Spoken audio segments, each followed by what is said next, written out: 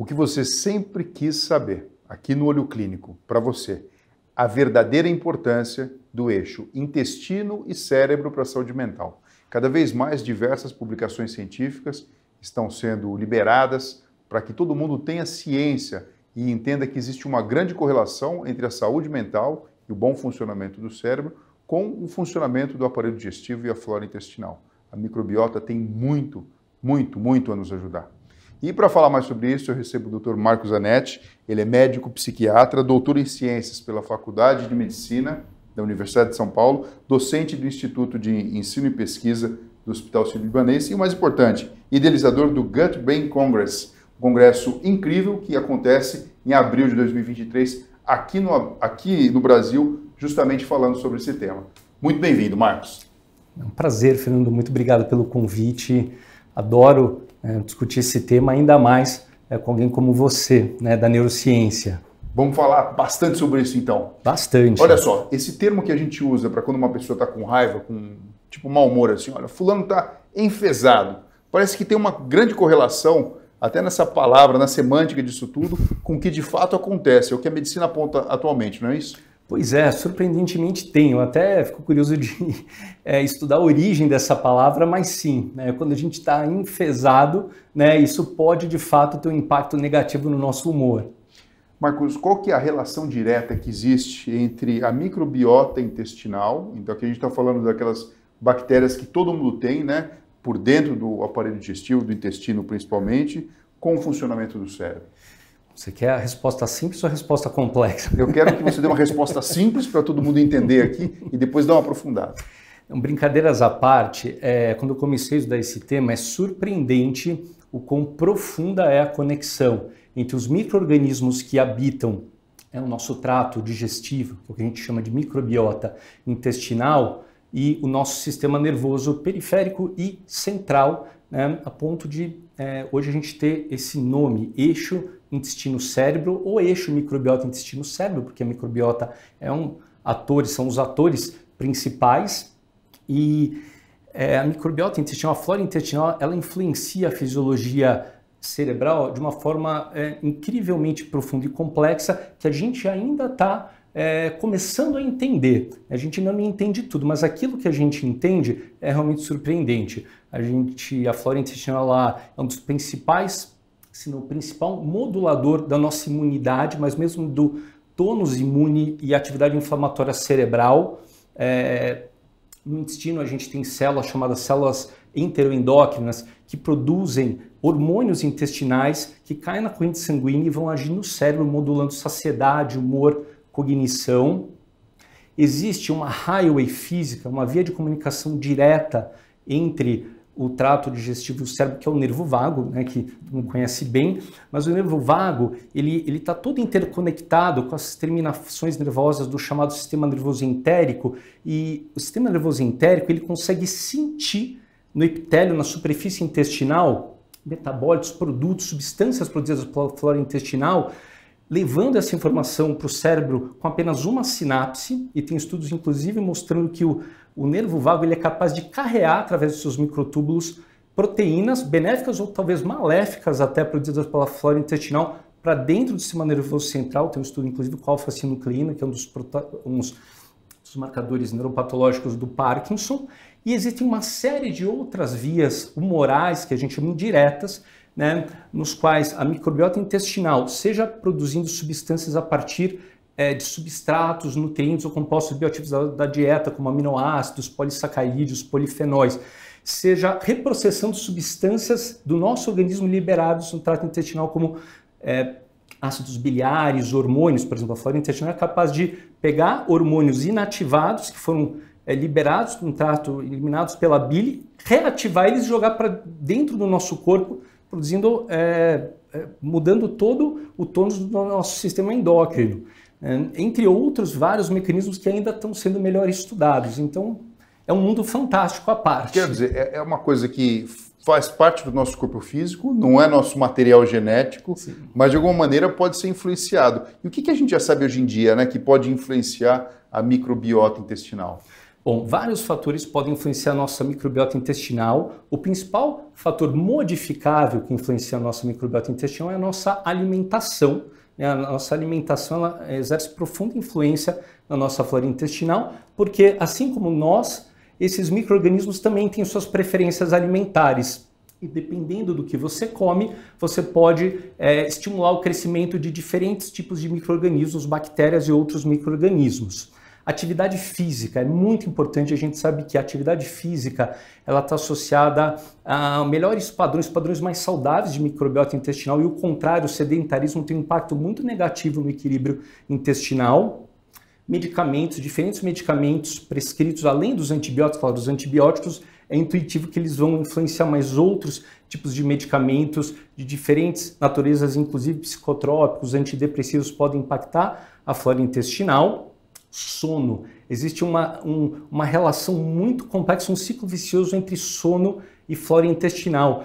Por exemplo, o sono não reparador, a insônia, tem um impacto muito negativo também na microbiota intestinal. E, por fim, existem sim fatores genéticos. E a gente sabe hoje que existe uma sobreposição de variantes genéticas que determinam padrões de microbiota intestinal na população e aumento de risco para diferentes condições de saúde. Agora, como que a gente faz para regular a microbiota e com isso, enfim, ter um pouquinho mais de saúde mental ou regular as emoções? Tem como a gente imaginar um cenário perfeito? Tem sim.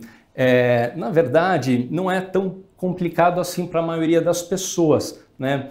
A gente está falando desse sistema incrivelmente complexo, né? O eixo microbiota intestino-cérebro, mas esse sistema, quando a gente olha as evidências, ele é como se fosse a peça faltante no quebra-cabeças para explicar por que hábitos saudáveis de vida, então atividade física, uma boa alimentação, uma alimentação menos inflamatória. O paradigma aí seria aquele conceito da dieta mediterrânea, que claro que a gente não está no Mediterrâneo, mas a gente pode tentar translacionar alguns dos princípios para a nossa realidade. Então tudo isso vai exercer um impacto muito positivo na microbiota intestinal e, em consequência, também no sistema nervoso, justamente influenciando essas diferentes vias de comunicação, né, do intestino com o cérebro. Agora, o que você acha que fica pior? A microbiota fica desregulada e aí a gente tem a questão emocional? Ou o problema, aí o transtorno mental ou alguma situação específica de estresse faz o papel ao contrário? Ambos podem acontecer. Indivíduos podem ter condições genéticas que impactam negativamente a microbiota intestinal, independente ou de forma desproporcional aos hábitos de vida, e isso está ligado a maior risco de doenças, síndrome metabólica, doenças gastrointestinais, transtornos mentais. Ao mesmo tempo, hábitos não saudáveis de vida, né, má alimentação, sedentarismo, podem por si só gerar um desequilíbrio de flora intestinal e que vai levar também a um estado de adoecimento mental. Marcos, aqui a gente está falando uma coisa muito interessante e avançada em medicina e nesse limite, né, da neurociência, da psiquiatria e do entendimento da mente humana como um todo. Então a gente sabe que o aparelho digestivo ele tem um contato com o meio externo através do processo de alimentação. A gente põe para dentro o alimento, a gente bebe coisas que, enfim, é um caminho aberto, né?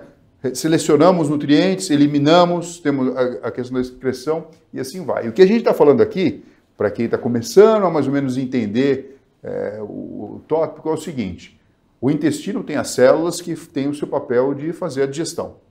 Mas não é só ele que trabalha. Tem toda uma camada de bactérias que fazem parte, e aí a gente dá esse nome, né, microbiota, flora intestinal, que vai interferir, como você falou, olha, liberou um hormônio inativado, ativou um hormônio e jogou de volta para a corrente sanguínea. Puxa vida, ou então tinha ali um precursor de um neurotransmissor e foi para dentro.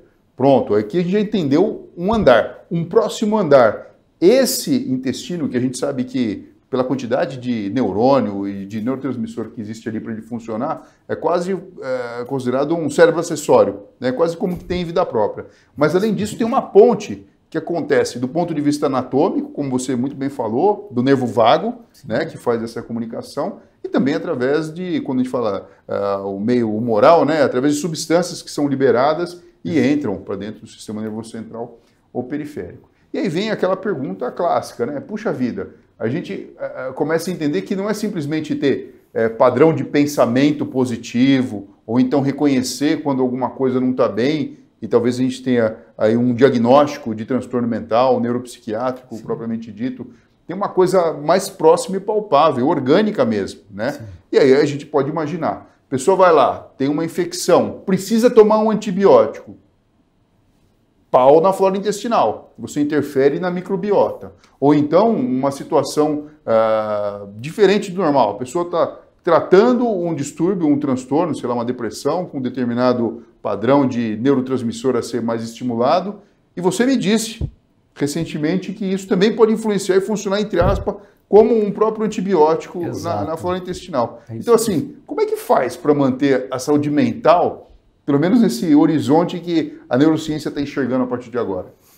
É isso que é incrível desse conhecimento, né? Porque a gente aprofundando esse conhecimento e conseguindo identificar marcadores, né, tanto de um equilíbrio saudável quanto de um equilíbrio potencialmente associado ao adoecimento, a gente consegue individualizar, né? Porque sim, então os hábitos saudáveis de vida, atividade física, alimentação, né, vida social, se manter cognitivamente ativo até em relação à autorregulação emocional e autocontrole de estresse, é claro que isso preventivamente vai ter um efeito benéfico na microbiota intestinal, no eixo intestino-cérebro. Mas tem pessoas que, como eu disse, têm uma propensão a alguma condição de adoecimento, e a gente sabendo onde que está o gargalo, onde que está o problema, a gente pode intervir de forma mais precisa.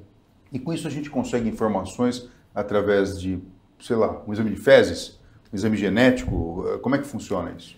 Sim, os exames de fezes, que tem diferentes tipos de exames e que eles podem avaliar. Hoje tem exames que inclusive dão uma ideia, né, do padrão da flora intestinal, que a gente chama de exame de microbiota ou de microbioma, né? O microbioma seria todas as relações ecológicas e os produtos também da microbiota. Então, um exame de microbioma intestinal, que é feito nas fezes, é claro que a gente sabe que a flora intestinal ela muda de acordo com a porção do trato digestivo. Esses exames eles vão refletir mais um padrão da flora intestinal, mais do final do intestino, né, do cólon, do reto, né? Então ele não é representativo de todo o nosso trato digestivo. Mas existe, por exemplo, propostas como uma cápsula capaz de mensurar todas as substâncias produzidas pela flora intestinal que o indivíduo ele vai engolir e aquilo vai mapear em tempo real o metaboloma ou a metabolômica intestinal.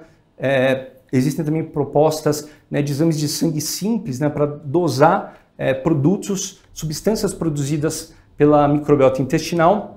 Então, existem muitas propostas de exames justamente para ajudar a gente a entender melhor o funcionamento do eixo intestino-cérebro e daí individualizar o tratamento que a gente administra para os nossos pacientes. Marcos, eu quero te agradecer muito pela sua participação, mas esse meu recado aqui vai principalmente para quem é da área da saúde, para médico, para psicólogo, para nutricionista, enfim, para pessoas que já perceberam que as coisas estão mudando em termos de conhecimento do funcionamento da mente humana, que é o Gut Brain Congress, que acontece agora no nosso país. Eu queria que você falasse um pouco sobre ele, sobre como que funciona para a pessoa se inscrever e participar, principalmente porque é muito importante que a gente tenha esse conhecimento sendo difundido e amplamente aplicado para toda a nossa população.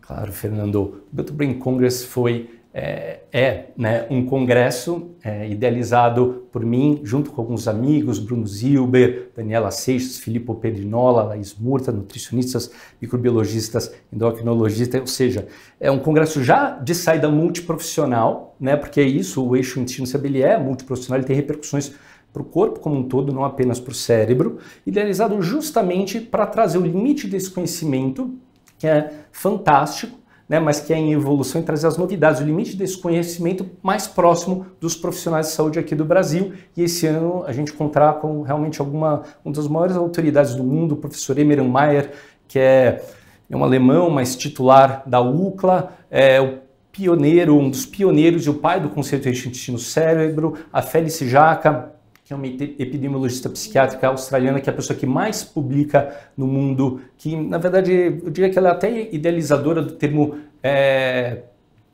psiquiatria nutricional, né? A presidente da Sociedade Internacional de Psiquiatria Nutricional vai estar aqui com a gente, além de outros nomes, e também pesquisadores brasileiros, porque o nosso país ele também produz muita informação de qualidade nesse sentido. A Carla Tadei, o professor Mauro Moraes. Então, também é isso, para mostrar que aqui no Brasil, né, a gente também está produzindo muitos dados de qualidade dentro do eixo intestino-cérebro. Bom, o endereço para você participar e saber mais está aqui embaixo. Você pode acessar ele facilmente. Só lembrando que ele acontece aqui na cidade de São Paulo. Isso, de 19 a 22 de abril no Teatro B32, lá na Faria Lima, no Itaim. Então, tem o site do Congresso, gutbraincongress.com, também o perfil no Instagram, gutbraincongress. E, claro, será um prazer ter a maior quantidade de profissionais de saúde junto com nós. Né? Será fantástico. Bom, depois eu e o Marcos, a gente vai dar uma olhada nos comentários, nas dúvidas e perguntas de vocês, deixadas aqui. E, bom, vamos trabalhar, né? Vamos levar para frente essa coisa tão interessante que é a neurociência, principalmente aplicada à saúde mental. Marcos, muito obrigado. Um prazer. Obrigado, pessoal. Até a próxima.